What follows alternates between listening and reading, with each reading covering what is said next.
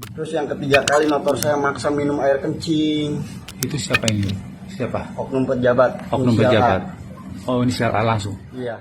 Shutdown dua wartawan media online yang merupakan warga Karawang, Jawa Barat, yakni Gusti Sefta Gumilar berusia 29 tahun dan Zainal Mustafa telah diculik, disekap, dan dianiaya oleh oknum pegawai negeri sipil atau PNS pemerintah Kabupaten Karawang pada Sabtu, 17 September 2022. Bahkan, keduanya dipaksa meminum air kencing atau urin selama dalam penyekapan.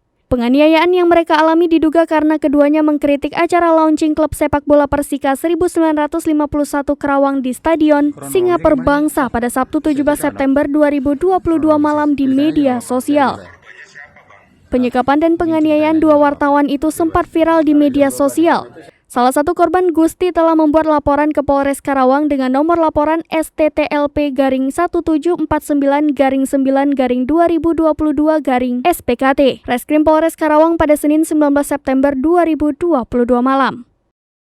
Kasus penculikan, penyekapan, dan penganiayaan yang dialami Gusti Sefta Gumilar dan Zainal bermula dari acara launching klub sepak bola Persika 1951 Karawang di Stadion Singa Perbangsa pada Sabtu 17 September 2022.